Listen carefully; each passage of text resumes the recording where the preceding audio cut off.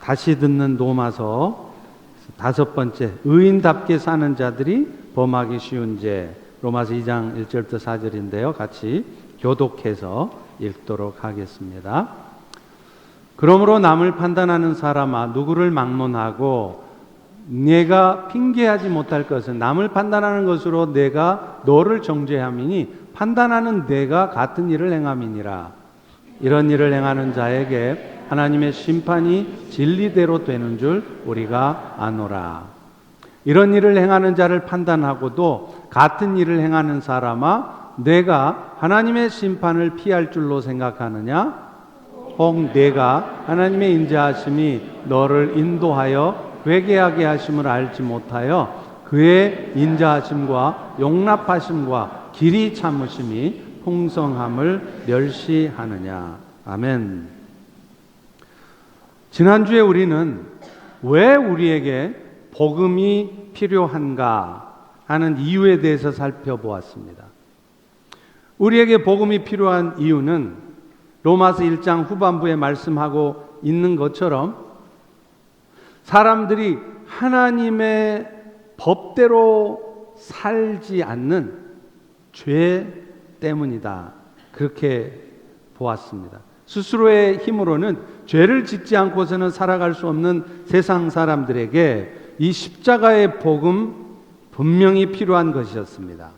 그런데요, 오늘 본문인 로마서 2장에 넘어와서는 사도 바울은 이제 나름대로는 법을 지키며 살고 있다 생각하는 사람들한테도 여전히 복음이 필요하다는 것을 말씀합니다. 바울은 특별히 로마서가 쓰여질 당시에 나름대로 자신들은 율법을 잘 지키며 살고 있다고 생각했던 유대인들에게도 이방인들과 똑같이 복음은 반드시 필요하다는 것을 설명하는 것입니다. 여러분, 사실 우리 주변에는요, 실제로 그런 대로 상대적으로 보면 선한 삶을 사는 사람들이 있습니다. 그리고 그런 사람들의 경우에는요, 유대인들이 스스로 생각했던 것처럼 십자가의 복음이 그들에게는 별로 필요하지 않는 것처럼 보여요. 그런데 성경은 겉으로 드러난 행동뿐만 아니라 마음으로 품은 악한 생각까지도 죄라고 말해요. 그래서 만약에 여러분이 마음으로 음욕을 품잖아요. 그러면 이미 간음한 것이라고 합니다. 여러분이 형제에게 막 화를 내잖아요. 그러면 여러분 이미 살인한 거라고 말을 해요. 다시 말하면 마음의 악한 생각 자체를 죄로 보시는 하나님의 기준에서 보면은 복음이 필요하지 않을 사람은 아무도 없다는 것이죠. 오늘 본문의 말씀에서도 바울은 똑같이 말합니다. 나름대로 죄 안 짓고 그래도 내가 이만하면 착하게 잘 살지 하는 사람들도 죄를 범하고 있다는 거예요. 그런데 그런 사람들이 쉽게 범하는 죄가 뭐냐면 바로 판단의 죄라는 겁니다.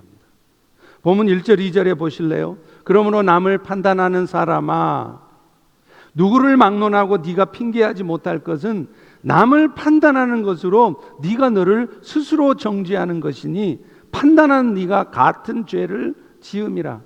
이런 일을 행하는 자에게 하나님의 심판이 있을 줄 우리가 안다.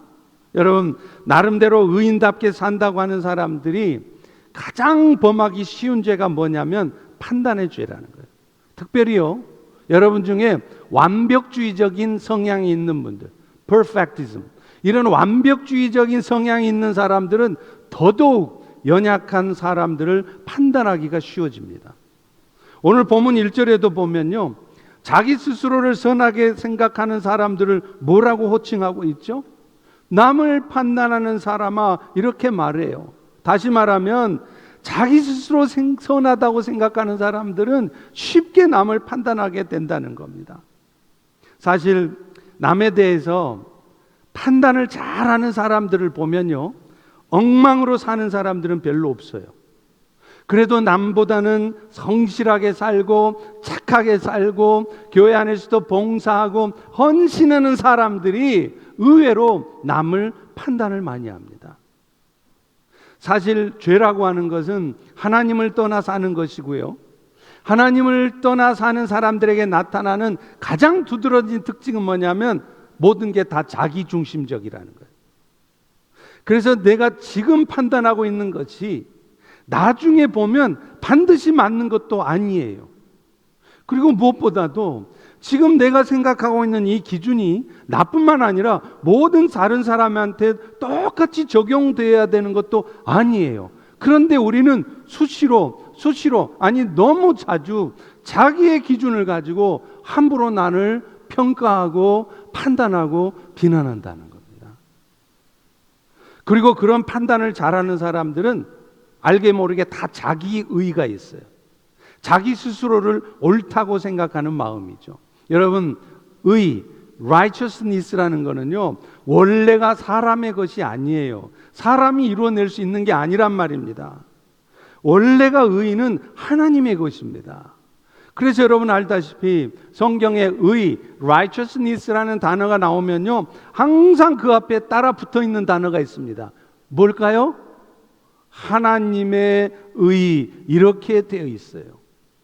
따라서 하나님을 떠나서 영적으로 타락한 인간들, 그래서 늘 자기중심적인 판단을 할 수밖에 없는 인간들이 스스로 의로워질 수 있는 방법은 없고, 그들이 정말로 의로워질 수 있는 방법은 십자가에서 내 대신 죄값을 치러주신 예수님의 의를 덧입는 방법밖에는 없다는 겁니다. 그것뿐입니까? 내가 지금도 의로운 자의 신분을 유지해 갈 수 있는 것도요, 여러분이 예수 믿은 이후에는 열심히 착하게 살고 열심히 말씀대로 살아서가 절대로 아니에요. 너무나도 안타깝게도 우리 모두는요, 예수를 믿기 전이나 예수를 믿은 후나 물론 정도의 차이는 있겠지만 우리 안에는 여전히 죄악된 본성이 있습니다. 그래서 예수를 믿은 후에도 안타깝게도 여전히 죄를 지을 수밖에 없다는 거예요. 결국 지금도 보좌 우편에서 그런 우리를 위해서 중보해 주시는 예수님의 중보가 없다면 저를 포함해 이제는 우리 모두는 어느 누구도 그 의로운 자, 의인으로서의 신분을 유지해 갈 수 없다는 겁니다. 그래서 로마서 8장 34절은 분명히 말하잖아요. 누가 정죄할 것이냐? 여러분은 정죄받지 않는다는 거예요. 왜요? 여러분이 착하게 살아서요? 말씀대로 살아서요? 아니라는 거예요. 죽으실 뿐 아니라 다시 살아나신 예수께서 오늘 또 하나님 보좌 우편에 앉으셔서 연약한 여러분들, 예수를 믿고 나서도 여전히 죄를 짓고 있는 여러분을 위해서 중보하고 있기 때문이다, 이렇게 말하고 있다는 겁니다. 누가복음 18장에 보면 두 종류의 사람의 이야기가 나옵니다. 하나는 바리새인, Pharisees, 그리고 또 하나는 세리예요, tax collector. 근데 이 두 사람이 각각 성전에 올라가서 기도를 하는데 놀랍게도 그 기도하는 모습이 다르고요, 기도하는 내용도 달라요. 누가복음 18장 11절 12절에 보면 바리새인은 이렇게 기도해요. 바리새인은 서서 따로 기도하여 이르되, 바리새인들은요 섞여서 함께 기도하지도 않아요. 지들만 의롭다고 기도조차도 따로 서서 기도해요. 그러면서 기도 내용이 뭡니까? 하나님이여, 나는 다른 사람들 곧 남의 것 빼앗고 불의를 임쌀고 간음하는 자들과 같지 않습니다. 저 텍스 컬렉터 세리와도 같지 않은 것 감사합니다. 저는요 일주일에 2번씩 금식 기도하고요 소득의 11조도 드립니다. 그래서 이 바리새인들은요 일반 사람들하고는 기도도 함께 하지 않고 따로 서 있다는 거예요. 기도조차 자기들보다 한참 영적으로 아래인 것 같은 그 사람들하고 함께하기 싫다는 겁니다. 얼마나 영적으로 교만한 겁니까? 그런데 반면 세리는 이렇게 기도합니다. 누가복음 18장 13절입니다. 세리는 멀리 서서 감히 눈을 들어 하늘을 쳐다보지도 못하고 가슴을 치며 이르되 하나님이여 불쌍히 여기소서 나는 죄인입니다. 그들은요 자기들의 모습이 너무나 부끄럽기 때문에 눈을 들어서 하늘도 못 쳐다봐요. 그런데 여러분, 믿지 않는 사람들도 마찬가지만요, 믿는 사람들 중에도, 여러분들 중에도 바리새인과 같은 생각을 갖고 있는 사람들이 적지 않다는 거예요. 자기 자신이 남보다 선한 삶을 사는 것 좋아요. 필요한 일이고 좋은 일이죠. 근데 문제는요, 내가 남보다 선한 삶을 사는 사람들이 자주 범하는 실수가 뭐냐면 자신처럼 살아내지 못한 사람들을 함부로 평가하고 판단하고 비난한단 말이에요. 입 밖에는 안 내도 마음속으로는 무슨 저런 사람이 예수 믿는다고, 저게 무슨 집사야, 저러고도 권사고 장로야, 이렇게 비난하고 판단한다는 겁니다. 여러분, 이건 뭔지 아세요? 여러분도 모르는 사이에 내가 바리새인이 되고 있는 겁니다. 내가 바리새인의 기도를 드리고 있는 거예요. 그런데 하나님께서는요, 희한하게도 이런 사람들에게 한 번쯤 경험하게 하시는 게 있어요. 자기가 아주 신랄하게 비난하고 있는 사람과 비슷한 모습이 자기 삶에도 나타나게 하는 거예요. 그래서 자기가 지금 판단하고 막 비난하고 있는 사람하고 결국은 나도 그런 사람하고 별반 다를 바가 없는 거구나 스스로를 깨닫게 해서 부끄럽게 하려는 거예요. 대표적인 예가 누굽니까? 다윗입니다.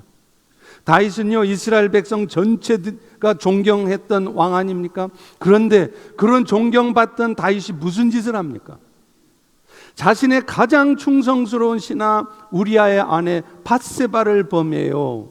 나중에는 그 밧세바를 범해서 임신시킨 것, 이게 드러날까봐 술수를 부리다가 결국 우리아를 죽이고 말지 않습니까? 하나님께서 나단 선지자를 통해서 그 다윗을 아주 따끔하게 충고해 주었을 때, 그리고 밧세바와의 사이에서 낳은 아들이 죽게 되었을 때 다윗은 비로소 깨달았을 겁니다. 인간이 얼마나 악한 존재이며 그 악한 인간이 어디까지 약해질 수 있는 존재인가 자기 스스로가 경험하면서 분명히 깨달았을 거예요. 사랑하는 성도 여러분, 이 자리에 앉은 여러분 중에도 혹시 여러분이 마음속에 판단하고 막 비난하고 싶고 정죄하는 사람 없으십니까? 만약 그렇다면 기억하세요. 지금 여러분 비난하고 있는 여러분도 언젠가 그런 비슷한 상황에 반드시 처할 수 있다는 것을 기억하셔야 돼요. 나는 저런 짓 안 해, 그렇게 자신할 사람 한 사람도 없습니다. 여러분, 이 50보 소 100보라는 말 아세요? 전쟁이 나면 도망을 가는데 50걸음 도망친 놈이 100보를 도망친 놈 보고 막 욕을 하고 흠을 보는 거예요. 지도 50보는 도망쳤으면서 말이죠. 오늘날 우리가 그렇게 살고 있다는 거예요. 내 죄나 우리가 신랄하게 비난하고 있는 저놈의 죄나 하나님 보시기는 별반 차이가 없는데 우리는요, 내 죄는 돌아보지도 않고 남의 죄에 대해서는 신랄하게 비판해요. 자기도 언젠가는 그런 비판받을 날이 올 수 있다는 것을 모르는 겁니다. 그래서 고린도전서 4장 5절은 이렇게 말합니다. 그러므로 때가 이르기 전 주께서 오셔서 심판하실 때까지 너희는 아무것도 판단하지 말라. 그 주님이 어둠에 감췄던 것들을 다 밝히 드러낼 것이고, 여러분이 애써 밝히 드러내려고 수고하지 않아도 주님이 다 때가 되면 밝히 드러내시고 그 숨겨진 그 악한 그 마음 뜻도 다 드러내신다는 거예요. 그렇기 때문에 판단의 일은 우리의 일이 아닙니다. 오직 마음에 감추인 것까지 드러내시는 하나님이 하실 일이에요. 우리는 그저 내가 할 일을 하고 있으면 돼요. 그러면 하나님은요, 우리의 선한 일에 대해서 칭찬해 주실 것이고, 내가 비난하지 않아도, 내가 드러내주지 않아도 그들의 악한 일에 대해서는 하나님께서 하나님의 방법으로 심판하신다는 거예요. 그런데 반대로 내가 나서서 자꾸 그것을 드러내려고 하고 판단하고 비난하고 있잖아요. 그러면 하나님은 그런 우리를 너 참 잘했다, 너 참 정의롭구나 이렇게 말하는 것이 아니라 그런 우리를 심판하시겠대요. 성경 말씀입니다. 3절에 보십시오. 이런 일을 행하는 자를 판단하고도 같은 죄를 범하는 자들아, 너도 역시 하나님의 심판 피할 줄로 생각하느냐? 사람들은 남의 허물을 판단하는 말을 하면서 사실은 자신도 똑같이 판단의 죄를 범하고 있는 것이죠. 그리고 하나님은 여러분의 그런 판단의 죄에 대해서 심판하신다고 말씀하는 거예요. 자, 그런데 우리가 이렇게 남을 판단해야 되지 않아야 될 진짜 이유가 있어요.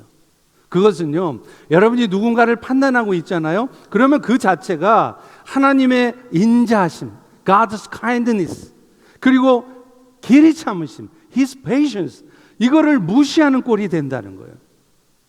오늘 본문 4절 보실래요? 네가 하나님의 인자하심이 너를 인도해서 회개하게 했던 거 알지 못하느냐?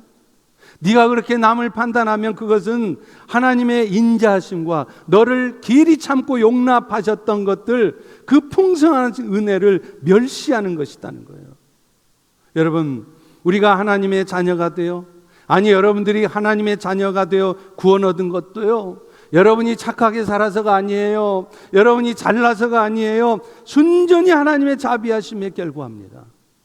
오늘 여러분 중에 누군가 다른 연약한 지체를 함부로 비난하고 판단할 만큼 나름대로 성숙해져 있다고 생각하십니까? 그렇다면 여러분이 그만큼 성숙해진 이유도 그건 역시 하나님께서 여러분들을 오래 참아주시고 기다려주시면서 여러분들을 이 자리까지 이끌어 오셨기 때문이지, 여러분 스스로의 능력과 의지로 된 것이 아니라는 거예요. 만약에요, 하나님께서 여러분들의 부족한 모습을 참지 못하고 곧바로 심판하셨다면, 우리가 누군가 다른 사람을 함부로 평가하고 비난하고 쉽게 판단하는 것처럼 하나님도 여러분들을 그렇게 쉽게 판단하고 평가하셨다면, 저를 포함해서 이 자리에 살아남아 있을 사람은 단 한 사람도 없는 것입니다. 그러므로 우리 자신이 하나님의 자비하심과 길이 참으심 가운데 구원 백성 되었고, 또 구원 백성으로 구원받은 자로서의 신분이 유지될 수 있었던 것처럼, 지금 여러분의 눈에는 어설퍼 보이는 다른 사람들도 언젠가는 여러분처럼 구원 백성이 될 수 있다는 것을 먼저 기억하세요. 함부로 평가하고 판단하고 비난하기 전에요. 또 여러분 눈에는 별로 성숙하지 못한 모습을 보이고 있는 연약한 지체가 있습니까? 그러나 그런 지체도 여러분이 그랬던 것처럼 저들도 언젠가는 존경스러울 정도로 성숙한 사람이 될 수 있다는 것을 먼저 기억하셔야 된다는 거예요. 여러분, 누구든 하루아침에 성숙해지지 않습니다. 여러분도 지난 오랜 동안의 시간 속에서 이마만큼 성숙해진 것처럼 여러분이 막 비난해주고 싶고 막 판단해주고 싶고 야단쳐주고 싶은 그 사람들도 여러분과 같이 똑같은 그런 과정을 겪으면서 어느 순간 성숙해지는 것입니다. 그러므로 여러분 눈에 보이는 주변의 연약한 지체를 함부로 판단하지 마세요. 함부로 비난하지 마세요. 로마서 14장 4절에도 말씀합니다. 남의 하인을 비판하는 너는 누구냐? 그 하인이 서 있는 것이나 넘어지는 것은 자기 주인에게 달려 있으니 때가 되면 그 넘어진 하인을 그 주인이 일으켜 세우실 것이다. 그러므로 누군가가 넘어져 있다만, 부족해 보인다면 그를 세우시는 권능은 여러분에게, 우리에게 있는 게 아니라, 여러분의 말에 있는 것이 아니라, 여러분 때문이 아니라 주님께 달려 있다는 것이에요. 남의 하인이 섭고 넘어지는 것, 그 주인이 알아서 할 일이지, 내가 나서서 판단하고 내가 나서서 비난하고 내가 나서서 드러내고 그럴 일이 아니라는 거예요. 왜 그렇습니까? 그 하인을 세우는 권능은 그 주인에게 있어요. 여러분 눈에 보기에는 굉장히 연약해 보이죠? 그런 연약한 지체를 끝까지 끌고 가서 성숙한 사람으로 만들어내는 것도 여러분이 아니라 주님이 하시는 일이라는 거예요. 이사야 41장 14절과 15절에 이런 말씀이 있습니다. 이 버러지 같은 야곱아, 보라, 내가 너를 이가 날카로운 새 타작기계로 삼으리니 네가 산들을 쳐서 부스러기를 만들게 될 것이라. 여러분 아시다시피 야곱이 얼마나 버러지 같은 인생이었습니까? 맨날 거짓말치고 맨날 술수 부리면서 자기 것 챙기던 사람 아닙니까? 그런데 그런 야곱을 하나님은요 버리지 않았다는 거예요. 포기하지 않았다는 거예요. 그가 외삼촌 라반의 집에 가서 20년 동안 고생을 하게 해서라도, 또 야복강에서는 그 야곱의 허벅지 관절을 부러뜨려 놔서라도 그를 하나님이 세우시더라는 거예요. 그래서 그 야곱이, 그 버러지 같은, 그 쓸데없어 보이는 야곱이 나중에 이스라엘 12지파의 아버지가 되지 않았습니까? 그러므로 사랑하는 성도 여러분, 여러분이 형제들의 연약함을 보고 쉽게 판단하고 비난하고 결론을 내리면 그것은 지금도 그 형제 안에서 열심히 일하고 계시는 하나님을 여러분이 무시하는 거예요. Ignore God's strength. 사실 하나님이 첫사람 아담에게 먹지 말라고 하신 나무의 열매가 뭐죠? 주일학교 가면 그 열매를 사과로 이렇게 그려놨더라고요. 그 사과 아닙니다. 그 따먹지 말라는 나무가 열매가 뭐예요? 선과 악을 알게 하는 나무예요. 그런데 여러분 생각해 보셨어요? 저는 처음에 예수 믿고 성경 읽는데 그 말이 이해가 안 가더라고요. 왜 하나님은 선과 악을 분별할 수 있는 열매를 먹지 말라 그랬지? 아니, 그 열매를 따먹어서라도 내가 선과 악을 잘 분별해서 선하게 살아가면 좋을 일 아니에요. 근데 왜 하나님은 그 열매를 따먹지 말라고 했었을까요? 이유가 있어요. 선과 악에 대한 최종적인 판단은 여러분이 하는 게 아니라 하나님이 하신다는 거예요. 그러니 말은 내가 객관적으로 말해주는데, 내가 너를 위해서 해주는 말인데 하면서 제법 사랑해주는 마음 가지고 말하는 것처럼 말하지만 결국에는 자기 주관대로, 자기 감정대로 말할 수밖에 없는, 우리는 자기의 기준을 가지고 함부로 남을 평가하면 안 됩니다. 함부로 말하지 마세요. 실제로 우리가 누군가를 판단하는 가운데 따져주고 싶은 마음을 갖게 되는 이유가 뭔지 아세요? 그 사람을 위해서요? 그 사람이 잘 되라고요? 천만의 말씀이에요. 그 속마음은 내 감정이 다스려지지 않아서 그래요. 지금 이 상황이 굉장히 불쾌한 거예요. 못 견디겠는 거예요. 그래서 말은 내가 너를 위해서 해주는 말인데 하면서 말하지만 사실은 내 불편한 감정을 노출하는 겁니다. 책망의 말일지라도요, 정말로 그 영혼을 긍휼히 여기는 마음으로 하잖아요. 그러면 그 말은 반드시 효과를 발휘해요. 그런데 대부분 우리의 책망의 말은 그렇지 않더라는 거예요. 정말로 그 영혼을 긍휼히 여겨서 해주는 말이 아니라 내 감정이 상해서 하는 말이에요. 화가 나서 하는 말이에요. 그런 권면은요 100% 부작용입니다. 아무런 효과를 가져오지 않습니다. 제가 선교 사역을 마치고 목회 사역을 하면서 하나님 앞에 다짐한 게 있어요. 하나님, 제가 이제부터는 사람에게 말로 하지 않고 오직 하나님께 기도로만 말하겠습니다. 이렇게 다짐을 했어요. 근데 실제 20년 가까이 목회를 하니까 그게 쉽지 않더라고요. 그런데 실제로 사람한테 말로 하잖아요. 안 고쳐져요. 죽었다 깨나도 안 고쳐져요. 여러분 자식들 야단 안 쳤습니까? 여러분 자녀들 야단 막 치니까 애들이 바뀌던가요? 안 바뀌었을걸요? 안 돼요. 영혼의 주인 되신 하나님이 바꿔놓으셔야 되지 사람이 사람의 말로 바뀌어지지 않습니다. 오히려 더 얽혀요. 왠지 아세요? 아무리 사심 없는 마음으로 말하려고 해도요, 말을 하고 있는 사이에 나부터 먼저 판단의 마음이 들어가요. 내 주관적인 감정이 들어가게 돼 있어요. 또 그 말을 받는 사람들도요, 그 말을 목사님이 하시는 말씀이니까 하고 하나님의 음성으로요, 천만의 말씀이에요. 하나님의 음성으로 받지 않습니다. 그 말이 맞든지 안 맞든지 먼저 감정부터 상하해요. 기분 나빠해요. 그래서 그 권면의 말을 겸손하게 받아들이는 것이 아니라 오히려 반박하고 공격해요. 그런데요, 반대로 그냥 가만히 하나님께 맡기고 하나님께만 기도하고 오히려 축복해 주잖아요. 오히려 격려해 주잖아요. 놀라운 일이 벌어져요. 하나님이 직접 작업을 하십니다. 그 사람의 잘못된 모습을 직접 손봐 주시고요. 그 강팍한 마음이 돌이켜지도록 하나님이 그 마음을 만지세요. 그러니 사랑하는 성도 여러분, 여러분도 사람의 마음을 바꾸는 것은 내가 아니라, 나의 말이 아니라 하나님이신 것을 믿는다면 말하기 전에 기도하십시오. 기도는 하나도 안 하고 그냥 내 감정대로, 내 생각대로 함부로 툭툭 평가하고 비난하고 정죄하고 절대로 바뀌지 않습니다. 말하기 전에 입을 닫고 기도하세요. 섣불리 판단부터 하지 말고 긍휼한 마음이 생길 때까지 기도하시다가 그 마음이 생길 때 조용히 말을 건네보십시오. 그럴 때 하나님이 역사하십니다. 두 번째로요, 왜 우리는 남을 판단하는 일을 하지 않아야 되느냐?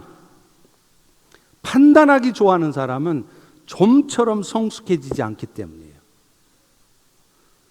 남을 판단하는 사람들은요, 예수님이 나를 위해 십자가에 죽어주셨다는 복음 아무리 들어도 눈물 안 나요.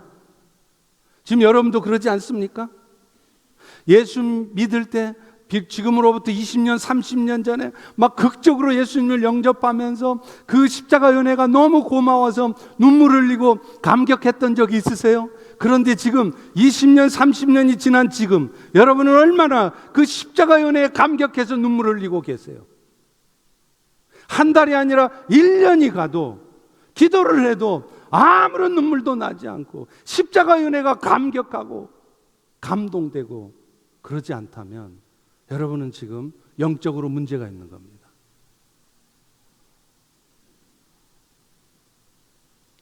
정말로 구원의 은혜가 눈물나게 고맙잖아요. 그러면 그런 사람들은 절대로 함부로 남을 판단하지 않습니다. 왜요? 알고 보면 자기도 별반 다를 바가 없는데 내가 무슨 말을 하겠습니까? 그런데 중요한 것은 남을 쉽게 판단하는 사람치고 그 자신이 영적으로 성숙해지는 것을 본 적이 없다는 거예요. 여러분도 여러분 스스로가 잘 아시죠? 입을 열면 주로 남을 비난하고 판단하고 정죄하고 그런 일 많이 하고 계십니까? 그렇다면 여러분은 지금 대단히 죄송하지만 영적으로 아주 미성숙한 겁니다.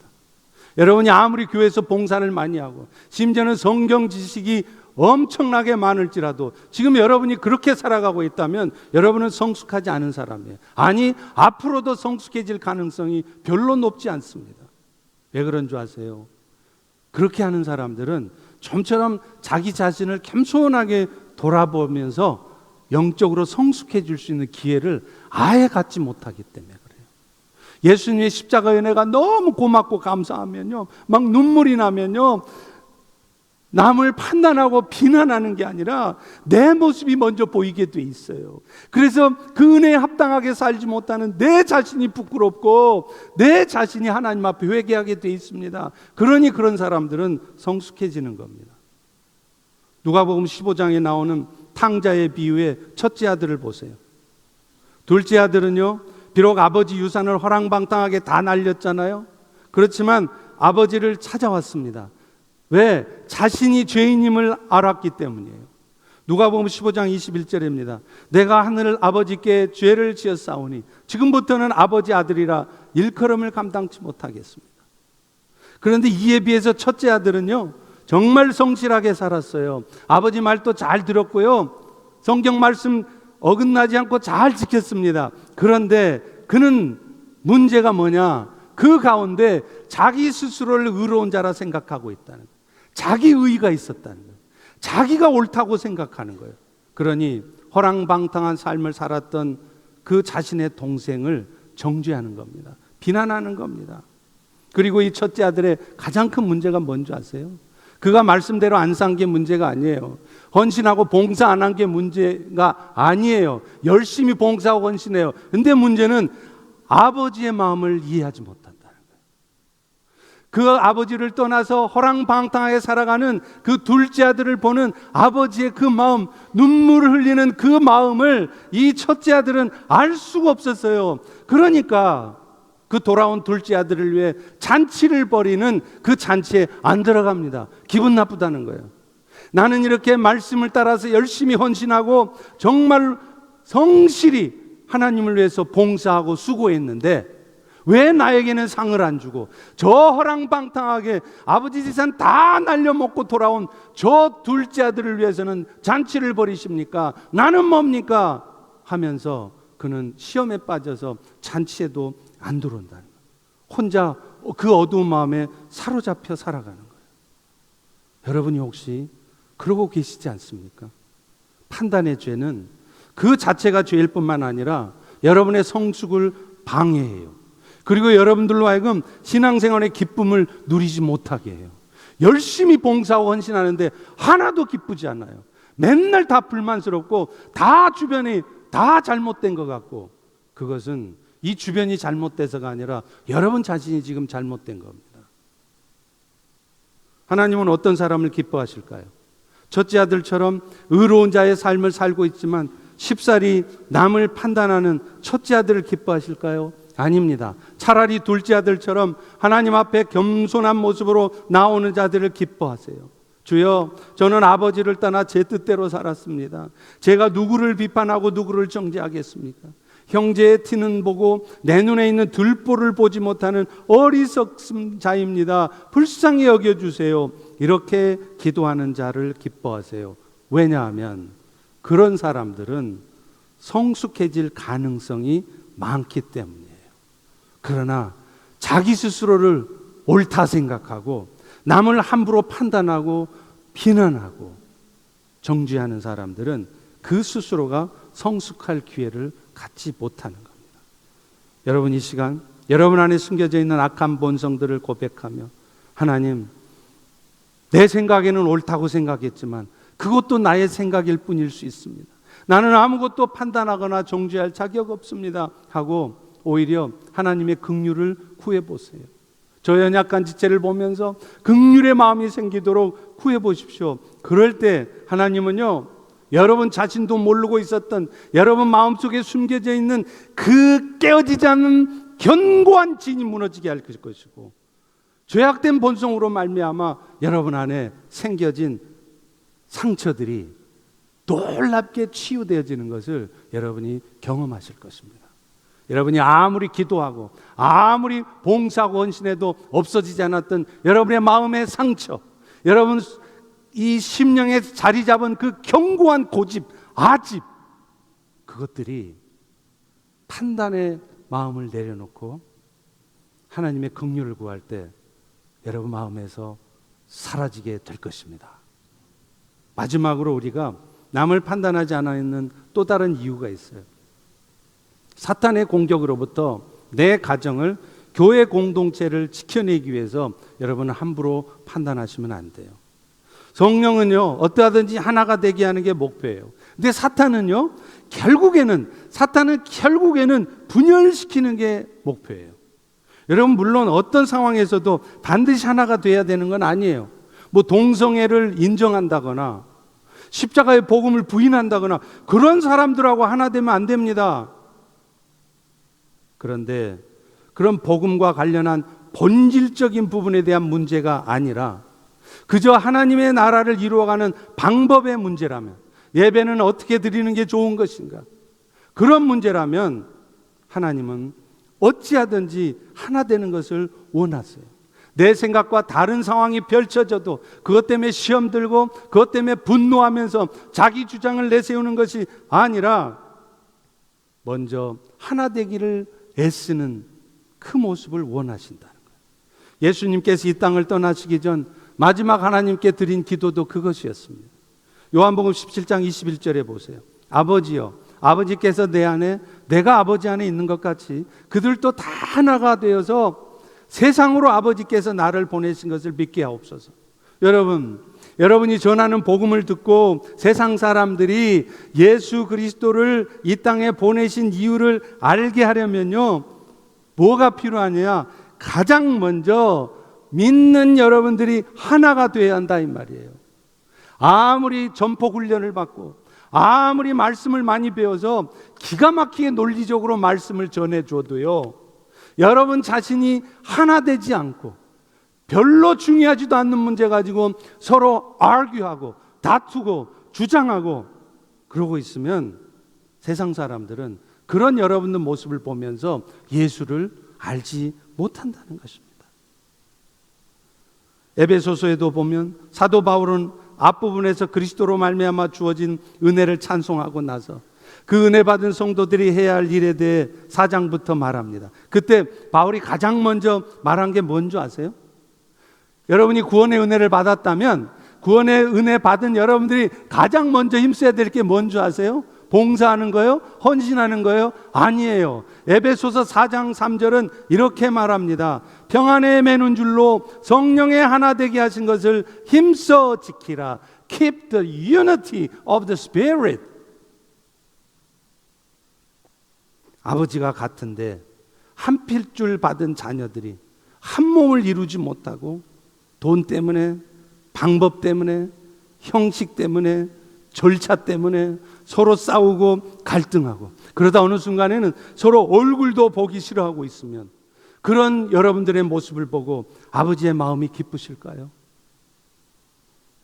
이제 우리 펠로십 교회도 세상에 하나님의 나라를 왕성하게 세워가게 될 것입니다.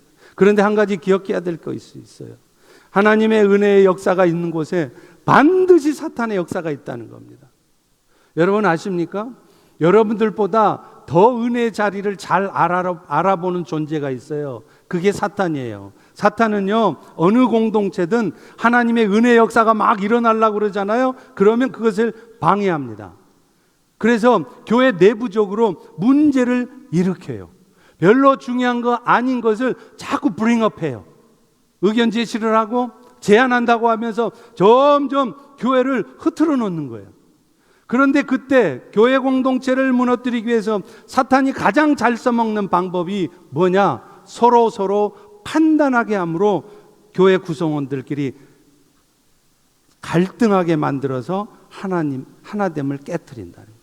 나는 분명 교회를 위해서 하는 말인데, 나는 분명 선한 의도를 가지고 한 일인데 그것이 결국은 분열을 일으키고, 그래서 결국 교회가 사탄의 뜻대로 무너지게 만드는 거예요. 얼마나 많은 교회들이 잘 아름답게 성장해 가다가 그런 사탄의 전략에 하루아침에 무너지는지 몰라요. 그때 사탄이 가장 잘 써먹는 방법이 뭐라고요? 딴 게 아니에요. 여러분 마음속에 여러분도 모르는 사이에 막 판단하는 마음이 생기게 해요. 막 다른 사람을 비난하고 싶은 마음이 생기게 해요. 그것이 사탄의 전략이라는 것입니다. 자신의 기준을 따라 상대편을 판단하게 만들고 분명 나는 옳은 얘기를 한 것인데 그것 때문에 서로 미워하고 갈등하고, 그래서 심지어는 서로 얼굴도 안 보려고 그래요. 그래서 교회 안에 마주쳐도요, 안 마주치려고 일부러 피해가고 해요. 여러분, 이것이 바로 사탄의 전략이라는 것입니다. 고린도후서 2장 10절 11절에 이런 말씀을 합니다. 내가 만일 용서한 일이 있다면 그것은 너희를 위해서 그리스도 앞에서 한 것이니 이는 우리로 사탄에 속지 않게 하려 함이라. 여러분들로 하여금 사탄에 속지 않게 하려면 판단의 마음을 가지고 함부로 비난하고 정죄하고 험담하지 마세요. 입을 다무세요. 말씀을 맺습니다. 몇 년 전에 저희 교회에서 저에게 좋은 차를 사주셨어요. 얼마나 감사한지 몰라요. 그런데 그 차가 딱 왔는데 한 가지 문제가 있더라고요. 뭐냐면 차가 좋은 차여서 그런지는 모르겠는데 차의 그 시트벨트, 안전벨트가 빨간색이에요. 보통 안전벨트는 하얀색이든 검은색이든 그러지 유별나게 빨개가지고 이러는 거예요. 그래서 얼마나 그게 막 바다가 되든지 저걸 어떻게 하지? 그냥 내 돈 들여서라도 저 벨트를 다 바꿔버릴까? 근데 멀쩡한 벨트를 색깔이 마음에 안 든다고 돈 들이는 것도 하나님 앞에 부끄러운 일이잖아요. 그래서 그냥 마음에 안 들어도 그냥 그렇게 하고 다녔어요. 근데 한 달이 지나 1년이 지나 2년이 지나니까 제 눈에 익기 시작하면서 지금은요 그 빨간색이 너무 좋아요. 여러분, 이 얘기를 제가 왜 하는 줄 아십니까? 처음에 내가 익숙하고 내가 잘 알고 있는 상황하고 뭔 다른 상황이 전개되잖아요. 그러면 우리는 쉽게 판단해요. 저거 틀렸다, 이거 아니다. 아니에요. 좀 지나보세요. 그게 훨씬 더 여러분에게 필요한 일이었고 훨씬 더 좋은 일이었을 수 있다는 거예요. 우리 모두는 다 생각이 달라요. 약점도 있습니다. 일을 처리하는 방식도 다릅니다. 그러나 이 모든 다양성 속에서 우리가 결코 놓치지 않아야 할 것이 있다면 하나됨입니다. 하나 되지 않으면 결국은 사탄만 이롭게 할 뿐이에요. 기억하십시오. 기억하십시오. 염려의 말을 늘어놓는 대신에, 걱정해주는 말을 쏟아내는 대신에 여러분 각자가 할 일은 이런 상황에서도 흔들림 없이 나아갈 수 있도록 깨어서 기도하는 일이에요. 사람에게 말로 하지 마시고 하나님께 기도로 말하세요. 하나님께 기도도 하나도 안 해보고 그저 내 생각대로, 내 느낌대로, 내 감정대로 쑥쑥 말을 뱉잖아요. 100% 부작용입니다. 하나도 변화를 가져오지 않습니다. 기도하지 않았으면 말하지 마세요. 기도하시고 하나님께 기도하시고 그 가운데 하나님의 도우심을 구하십시오. 그리고 하나됨을 지키기 위해서 애쓰십시오. 그럴 때 하나님은 우리 모두를 온전케 하실 것입니다. 그리고 그것이 사실은 진정한 성숙한 그리스도인의 모습입니다. 기도하겠습니다. 하나님, 오늘 또 우리가 쉽사리 남을 판단하고 비난하고 정죄하는 일이 얼마나 잘못된 일이고 얼마나 공동체를 어렵게 만드는 일이고 얼마나 나의 성숙을 갖지 못하게 하는 일인지를 알게 하셨사오니 이제 우리 뜻대로 우리의 기준대로 함부로 비난하는 말, 판단하는 말, 정죄하는 말 하지 않게 도와주시고 하나님께 기도로 말하는 우리 모두가 되게 도와주시옵소서. 예수님의 이름으로 기도합니다. 아멘.